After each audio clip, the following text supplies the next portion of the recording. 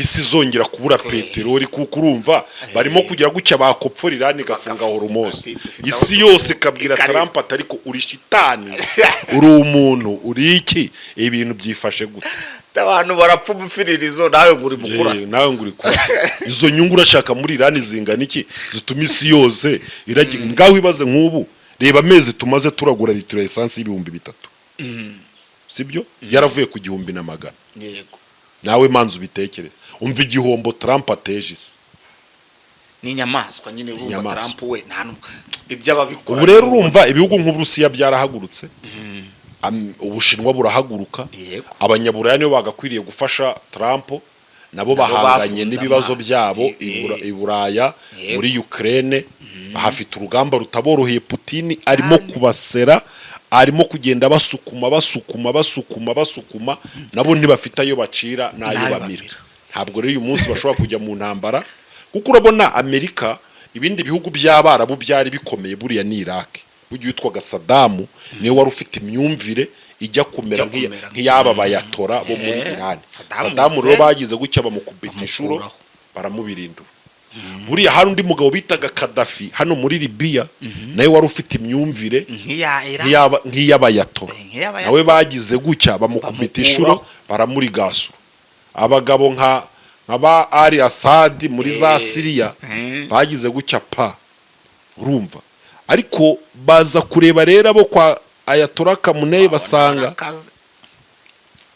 kandi na Mujtaba Khamenei wagiyeho nawe beregameze urumva aho yahubwo uri akaze kurusha se urumva ariko uzi kujya ku ngoma ariko ugiye kurwana n'umuntu wishesko akica nyoko akica mushiki wawe akica muramu wawe ubwo se urumva uwo muntu ufite inziki ikomeye ibi rero ikintu kiri kugaragara cyo wenda tuzanakigara ko mu bindi biganiro nuko Amerika igisebo kirayandikwa ku ikote mu bitugu aba president bageze kuri 40 hafi na 7 bayoboye leta zunze ubumwe za Amerika Trump nawe numwe mu bapresident amateka azerekana ko basebeye ku ntebe y'ubuhangange hariya muri White House icyo ni icyambere uyu mwaka wa 2026 ni umwaka uri buhindurire amateka leta zunze ubumwe za Amerika kandi umunyarwanda yaravuze ngo urwishigishiye ararusoma buriya Amerika yaragiye hariya Amerika yafashe isi mu buryo bwose buriya Amerika yafashe isi mu buryo bw'ubukungu buri idolari ryabo niryo riyoboye isi kubera buri Amerika iri mu bihugu bya Amerika niyo yatsinze intambara ya kabiri y'isi yose ndetse bujya ni ya mbere ntabwo Amerika yigeze iba victime ahubwo yo yatanze umusada wo kuyitsinda ibyo rero byatumye Amerika ibigihangange ifatirana ibihugu nyuma y'intambara ya kabiri y'isi yose ibishyira mu kintu kimeze nk'ikimina irangije ikitwa ONU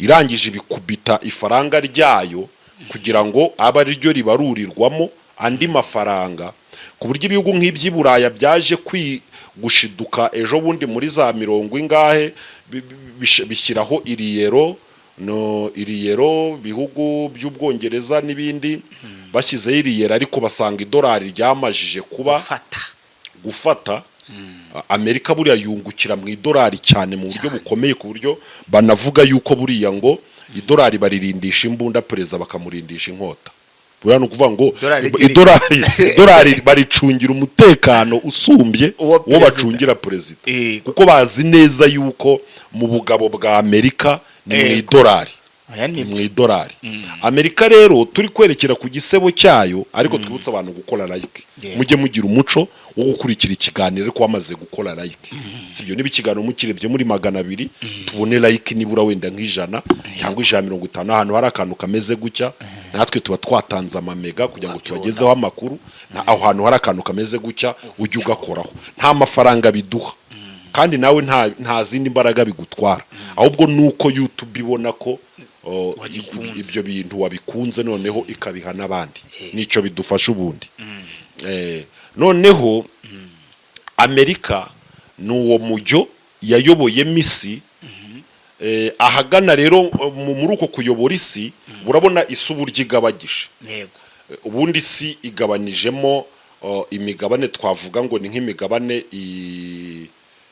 nk'imigabane 3 cyangwa 4. yego umugabane wa mbere ni umugabane twavuga ko wabaja, yego abantu b'abagaragu bibereye aho b'imbata aribo banyafurika n'ibipande bitoya by'abanyaziya.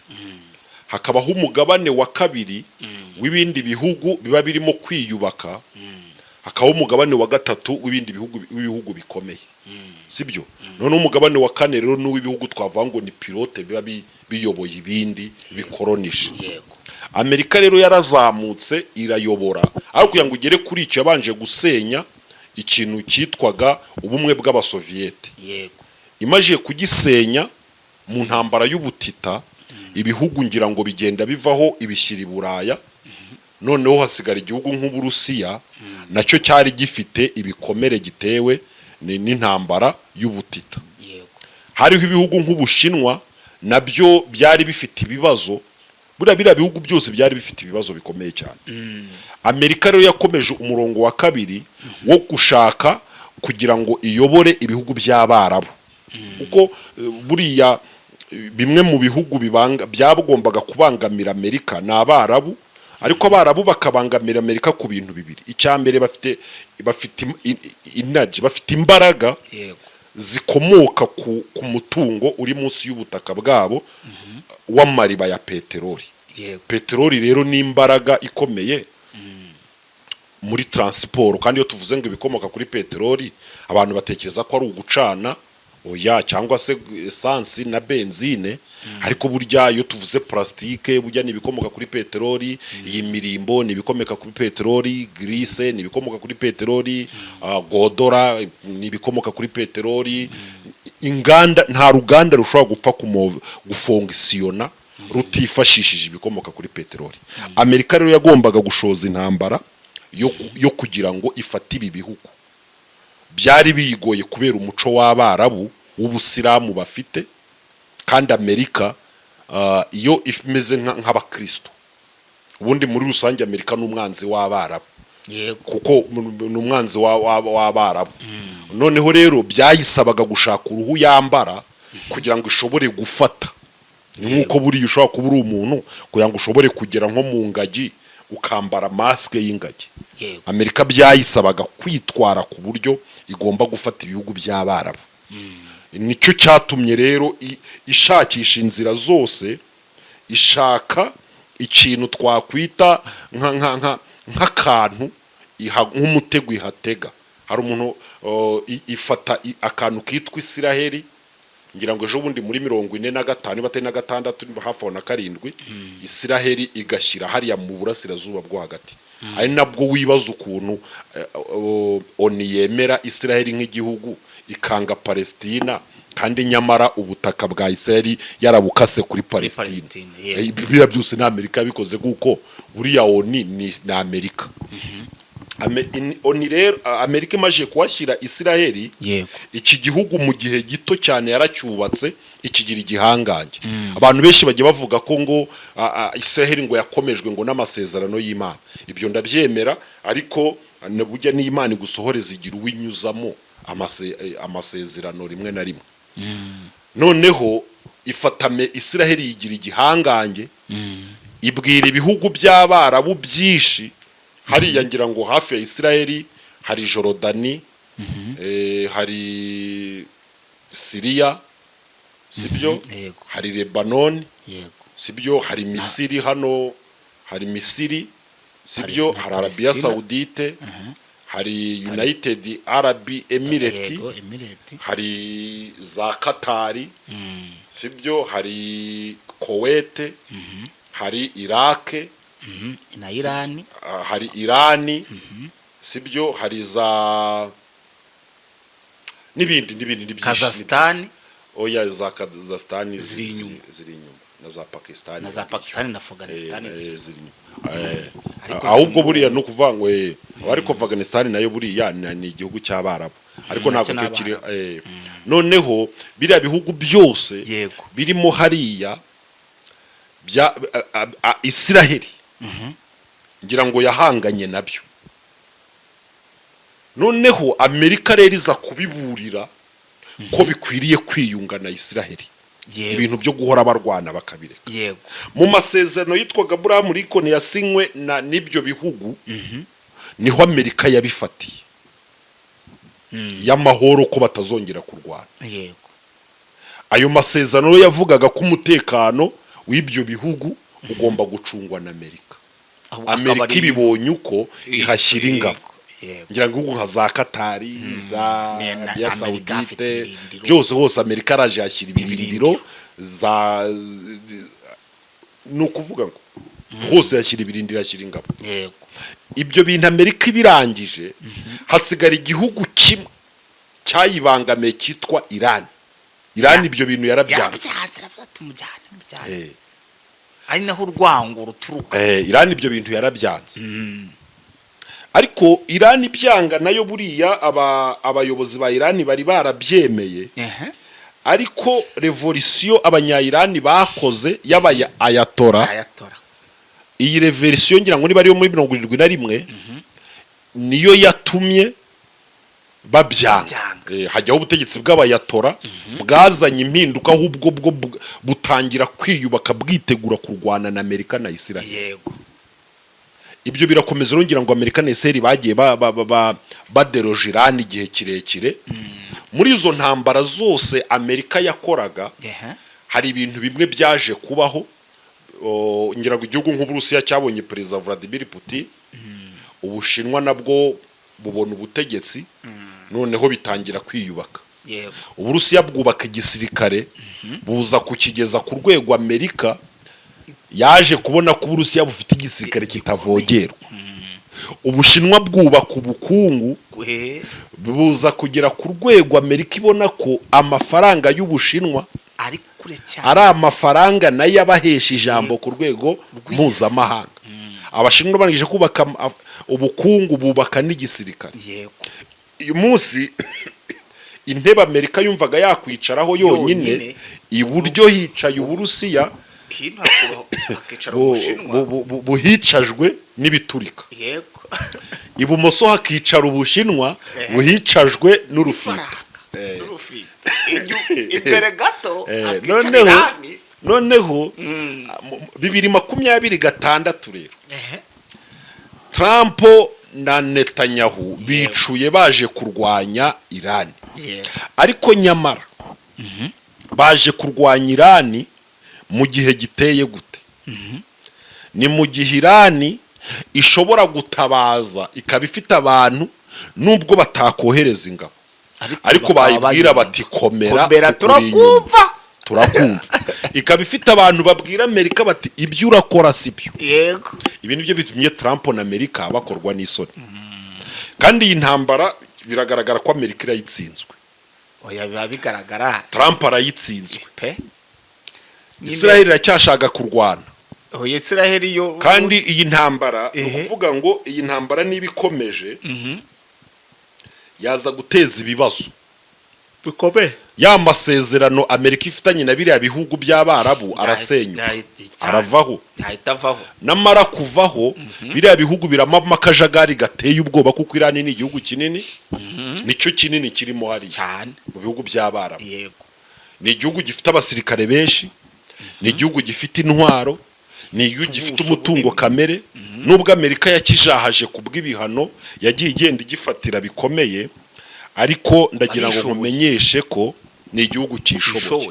Igihugu cyishoboye, kandi abahanga banavuga ko bino bihana Amerika igenda ifata ni ibihana ahubwo ngo biri kugenda biha n'ibihugu ubwenge, ku buryo ngira ngo igihugu nka Korea ya ruguru, igihugu nk'Uburusiya, igihugu nka Iran, ni ibihugu byafatiwe ibihano byinshi by'uruhuri na Amerika.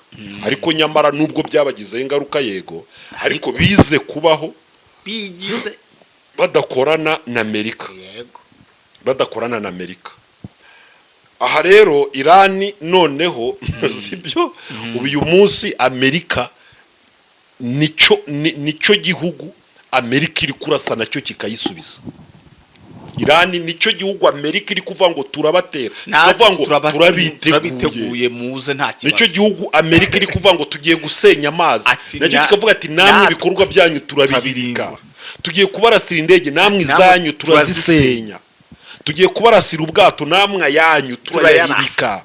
sibyo tugiye kubatwikira igihugu namwe inshuti zanyu zose turazitwika mwidukanga muze mu mishyikirano ntabwo tuzaza nta nyungu turi kubonamo mumanze mutekereze neza ibyo tugira gute dushyikirana sibyo ibi bintu rero na attention kandi Irani kugira ngo ugira ifatira ijambo yabahabije muri iyi minsi 40 y'urugamba barwanye ubundi Isiraheli yumvaga ko buriya abanyayisiraheli iyo bari iwabo bumvaga ameze nk'abari mu ijuru bafite akantu kuko ngo igihugu cyabo ngo ni umutaka kirasaka ariko buriya barasanye na Irani irabihorera urumva mu minsi buriya ngo muri iriya minsi y'ibitero Irani yarabihoreye ikarasayo misile nke bakazisana bakavuga ati ubundi Irani irabanza isenya ibirindiro by'abanyamerika muri Middle East imajiye kubinogonora hafi nko ku munsi wa 17 ku munsi wa 17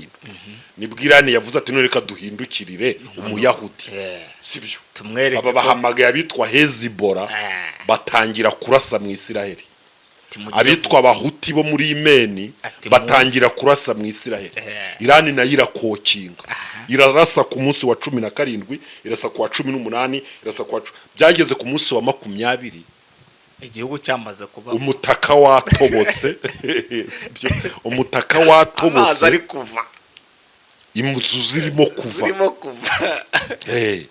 Irani yagize gucya abayahudi bamara icyumweru mu buvumo babuti usohoka misile ziri kugwa ku butaka bari kurasa misile 10 esheshatu zikagera target kuko buriya ngo ku munsi wa mbere bara 97 yego byarafatwaga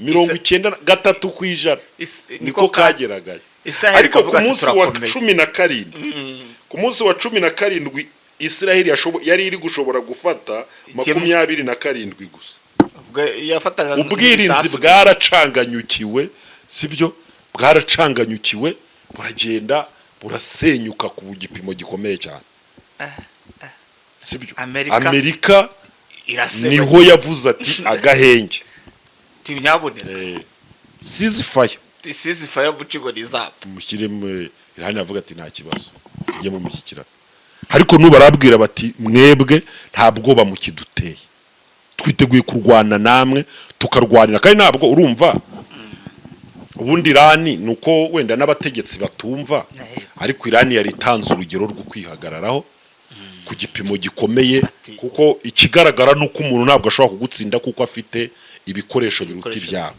ahubwo umuntu agomba kugutsinda kubera ko afite impamvu zifatika zituma gutsinda Abanya-Irani ribo rero amaraso yabo ni ishema ry'igihugu umunyamerika kumenera amaraso muri Irani ni ikimwaro no gukorwa n'isoni nayo mpamvu Amerika barayibwiye bati kujye kuko Amerika kugira ngo ishobore ubu ngubu ngira ngo ubu Amerika impamvu ndi dore ibintu bya mbere binerekana ko Amerika yakozwe n'isoni Amerika yateye Irani igiye gukora ikintu bitango ni regime change guhirika ubutegetsi baza kubona ko ibyo bintu bitarashoboka barahindura baravuga bati noneho tugiye gutwara nucleaire yego barakora babona ko ibyo bintu bitagize gute bidashoboka avuga ati tugiye guhirika ubutegetsi bwabo n'ubundi noneho ubu ngubu rero ubu byarahindutse Amerika uzikinishaka birashaka Hormuz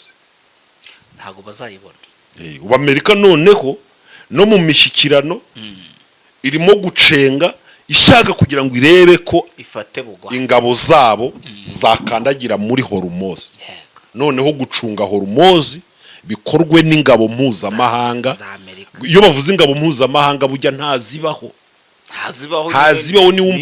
niwumva ngo MONUSCO muri Kongo na Amerika niwumva ngo ingabo mpuzamahanga muri Sudani niyo zaba ari iz'abagande ziriyo na Amerika kuko niyo ibibishyura ibaha ibikoresho itanga amafaranga none ammunition yose niwumva ngo ingabo ngo z'umuryango w'abumbye ngo muri Liba na Amerika barashaka ngo noneho Hormuz ishobora ngo gucungwa n'ingabo mpuzamahanga kugira ngo Amerika yifate nangiza kuyifata kuko iriya niyo yagaragaye ko ari kirimbuzi ya Irani nimara kuyifata noneho izabwira Irani ati noneho tugiye kurwana sawa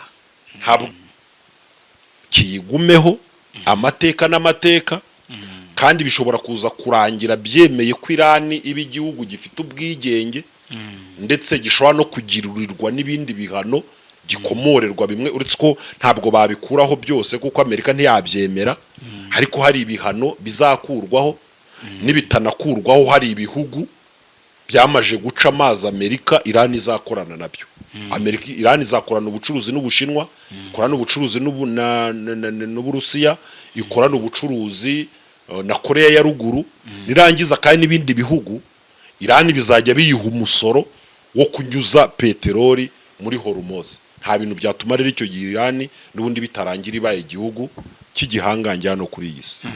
Yes. Ibiganiro byacu nakagaruka tubaha amakuru meza cyangwa amakuru ari update agezweho ariko nkabwira abantu bari ku isi yose ko bagomba gusenga kugira ngo isi yacu igire amahoro aho utaha mu bindi biganiro. Yes.